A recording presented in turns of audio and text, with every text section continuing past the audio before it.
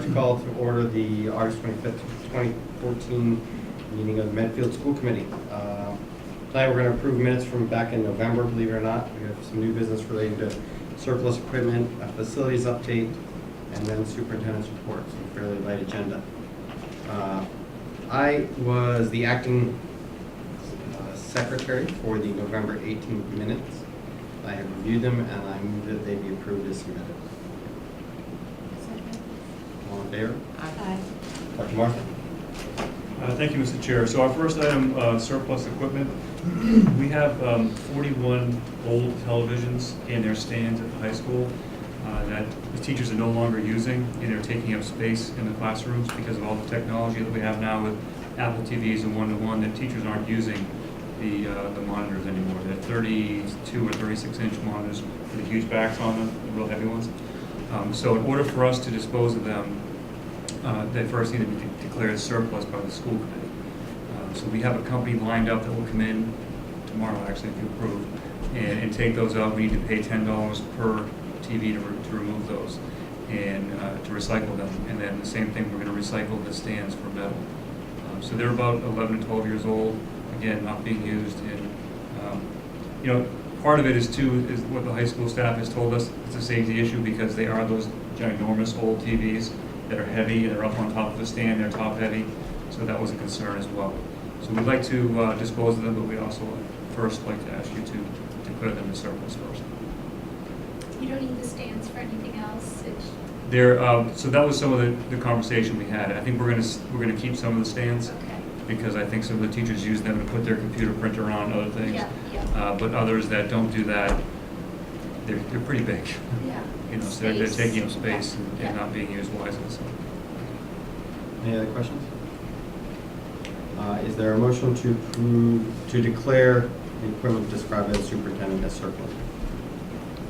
I'll move to declare the monitors and the stands as surplus. Second. All in favor? Aye. Thank you. We'll take care of that before the kids get here. Perfect. I just have a quick facilities update I'd like to pass out to you. Just to give you a sense of what improvements were made facilities-wise over the summer, in addition to the normal cleaning and landscaping. So at our high school, we added more access points, again, to support the one-to-one initiative. We didn't have to add many here because we've done so many the previous year, but there were a couple of dead spots we need to take care of in the school. We finished the gym floor, which looks great if you have a chance to take a look at that. We've made numerous repairs and done some maintenance on the turf. The turf is at the end of its usable life. This is its 11th season, and it was only scheduled to be used for 10 seasons. The maintenance that we did a few weeks ago hadn't been done in a while, so that it really brought the turf back to life a bit, but what we're finding is that there are depressions all over the turf. We think it's probably underneath the footings are giving way underneath with the rock and things that are underneath there. So what they've done is FieldTurf has come, they've come in, they've cut the sections out, they've put the fill in to level it all out and the drainage to make sure that's fine, and they've replaced the turf. So we probably had that done on about 11 spots so far this summer. So we want to make it, again, safety is number one concern there, make sure there are no depressions of the kids coming up for soccer, football, field hockey, and then lacrosse as well. So we're trying to get another year or two out of it, but it's certainly something we need to be discussing in the future of replacing. And it's interesting now because Medfield was the first district to have a turf field 11 years ago. Now everyone has them. When you go to the other places, you see this is what it's supposed to look like. And it's just at the end of its use. So we need to really think about that in terms of capital or how we're going to address that, but certainly in the near future. Is it still about $1 million? It is, yeah. We've got some prices to replace that turf and to actually put a practice field behind the high school, which is a model that many high schools are using now in the area, which is great because it provides more practice time for kids, whether it be youth sports or high school sports. We get an estimate of about 1.5 to do both of those. So you could probably replace the field itself $700,000 to $800,000 just doing that field. But we know that if they say $700,000 to $800,000, it's probably close to $1 million by the time it's all done, because they don't know what's underneath. And the fact that they're finding depressions lead you to believe that there's some issues underneath the footings as well. We repaired and repainted the tennis courts, and that was on our capital plan, so I had taken a picture of that and tweeted that out to the community and thanking them for supporting our capital plan there. They look great. We also had the basketball courts repainted out there, so that it looked fabulous as well. Those are used a lot by our students and by citizens that come and play hoop there all the time. And then we removed an old storage shed that was right next to the snack shack. It was falling over. It was holding a lot of the athletic equipment, but we found that the mice are getting in there and ruining some of the equipment, so we wanted to put in something. So we added the roll-off container, 40-foot roll-off container, which will allow us to put all the track equipment and other equipment in there and store it there safely. At the middle school, again, we added more access points because certainly we're adding 6th and 7th grade onto the iPad initiative. We had some electrical issues with the safety lights that came up in our inspections that the fire department found, so we were replacing and repairing those, and we finished that gym floor as well. At Dale Street, we added additional access points, completed the water project, so I'm going to send something out to families. The water is now usable at Dale Street. What we did is had some tests done and a company come in, and we looked at putting a real heavy-duty filter system on the water fountains. So that then we retested everything and the water is fine. So we're happy to announce, we're going to announce that to parents that we no longer need to have the spring water delivered, that the water fountains above those are fine to use at Dale Street. And now we're going to look at that same system for Wheelock. So we wanted to test it out with Dale over the summer. We started this, I think it started in March. And we did slowly worked on it and then did all the testing over the summer, and now it's fine. So we want to make sure that parents know that as well. If you haven't been by Dale Street lately, if you notice that when you went from Dale Street to Adams Street, the dumpsters were right there. That's all you saw. It was pretty unsightly looking. So we put a 8-foot stockade fence so that it surrounds, not completely surrounds because we couldn't do it because of the driveway area, but puts a nice buffer in between the road, the houses, and the dumpsters, so that looks really nice. Got some real positive feedback from the residents in that area on that. And we also refinished the gym floor over there as well. At the Wheelock School, the repointing brick project is almost complete. Again, that was a capital project supported by the town, so we thank them for that. That should be done by the end of this week. They need some caulking they need to put on there, but that's been a really good project, very smooth. And then added some more access points there for wireless. And then Memorial, the only upgrade there was the access points. So we're at 98% wireless in the district right now. So 98% of our classrooms are wireless. And as I said to the teachers, I apologize for the 2% that didn't get wireless yet, but we're working on it. But certainly, a long way from just having sections of the high school and the middle school wireless. Now we have all elementary wireless as well, and certainly can help out with the initiatives they're doing with iPads and wireless. Not one-to-one, but taking those cards into the classroom and working with our students. So we're really excited about that. I think the teachers were excited about that as well. So Dale Street, is that nearly wireless? Yes. So there was a section, when you walked into Dale Street and took a right, those two floors there, that was wireless by the end of this year, end of last year, excuse me. And then over the summer, we did the other half. Fabulous. So we had some issues over at Dale because of the concrete walls in those classrooms that surround the cafeteria. Mm-hmm. Yeah. Those are the most difficult. We had that solved. Owen did a great job with that. And now we have that access. So it's great. Really happy about that. That's all I have for facility update. Any other questions on facilities? Or I think that the guys did a real good job this summer. It was a short summer for them, and they worked hard to get it all in shape. They're still working tonight and be working again tomorrow to make sure everything is all set for when the kids come on Wednesday. But we're pleased with what's going on, and certainly we'll keep improving the appearance of the building as well, which is really important to us. Yeah, I honestly don't remember if we got in the capital budget yet or not, but we had some significant work to the electrical closet that had to be done. Yes. Did that get done? So we started that. It's not completed yet. It should be done by probably Thanksgiving. That was a huge capital item as well. Thank you. So Superintendents Report, just opening a school. We had a great opening this morning. We started off traditionally with our breakfast at the high school cafeteria, moved over to the auditorium and had some speakers, and I thought it went fairly well. People were energized and ready to get going. One of the things that I tried to stress with teachers this year is patience, because we're starting our new student information system, and we went live with that last week.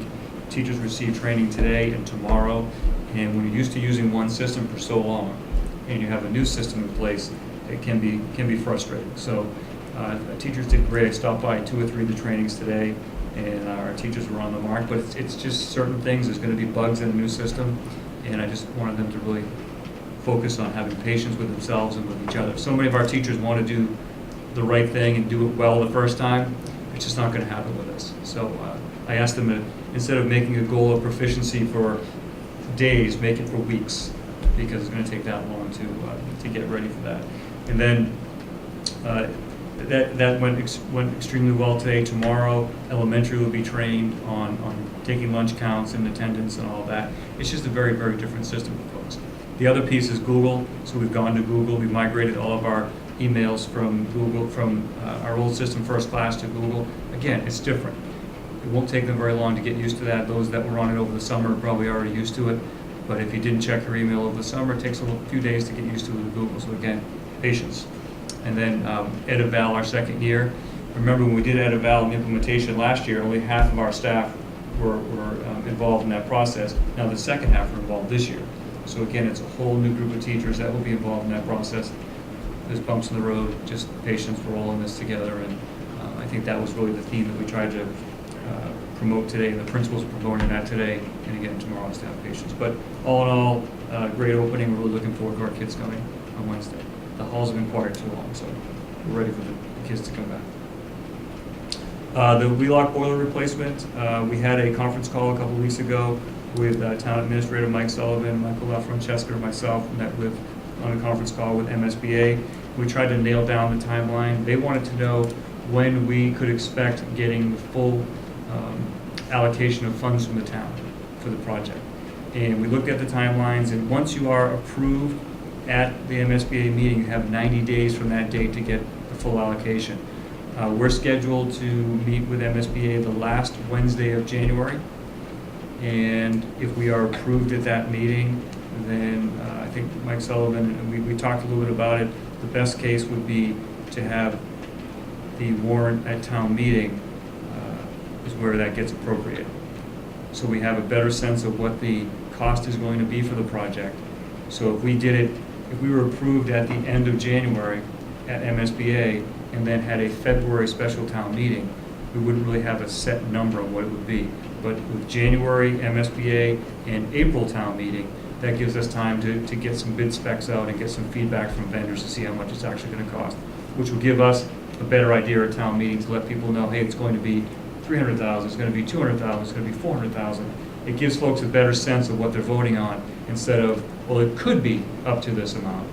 We felt that made more sense for the voters and certainly more sense for the town. So that's kind of the timeline we're at. There's a few deadlines that we have to meet in the next couple of weeks of submitting some documents, which we'll do, and then we're looking at the January meeting as the time that we hope to get approved for the project.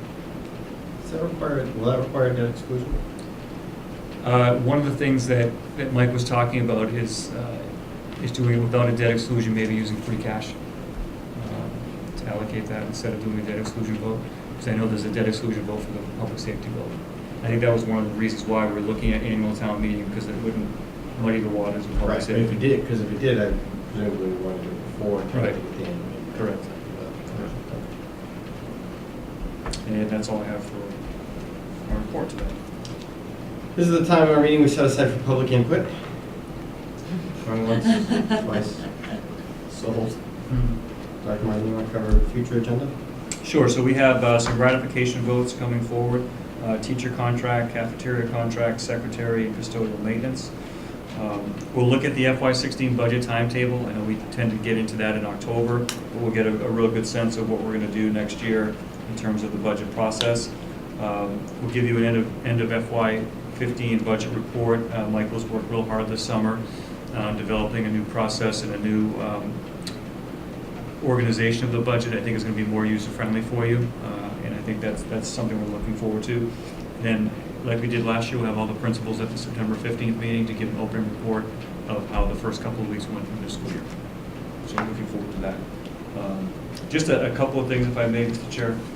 We did have our leadership retreat last week on the 21st. It went very, very well. So as I have in the past, I just want to give you a copy of the presentation that goes over the organization of the day, what the goals were, and give you a sense of what that looks like. So if you have any questions on that after you look at this, please don't hesitate to ask me. We had a very, very positive day. And also, at some point this summer, I think I sent you an email letting you know about this. Governor Patrick released his school safety and security report to all superintendents in July. And I happened to be at that meeting, and it was a lot of good dialogue in that meeting, and I think that certainly we're heading in the right direction, but we have a ways to go here and what we need to improve. But I think that if you take a look at that, that'll give you a really good sense of what the state is recommending. Concepts like school resource officers in every high school is a recommendation. Is that going backwards? Well, I think it's something that it's more of a collaborative nature of having a resource officer there. It's not someone trying to find out what's going on, but more as a resource. We do have someone actually trained in town to do that, but it's never been part of the budget or the conversation. So it's something we can talk about as we go along. With some really good things there, evacuation plans, response plans, those kinds of things, lockdowns and modified lockdowns and what that all looks like. So take a look at that, and this can certainly be on the agenda for future meetings, and we can have a discussion about it and maybe see where we're heading on this, and giving a copy to both chiefs. And we've had police chief and I had a conversation this summer about it. So some good recommendations came out of it. That's all I have, Mr. Chair. Anybody, anything to add? Welcome back, everybody. Yes, thank you. Thank you. Good luck this week. Thank you. Is there a I'm looking motion forward to- to it. Is there a motion to adjourn? A motion to adjourn. Second. All in favor? Aye. This program was made possible through the generous support of your Medfield friends and neighbors, folks just like you. And thanks for watching.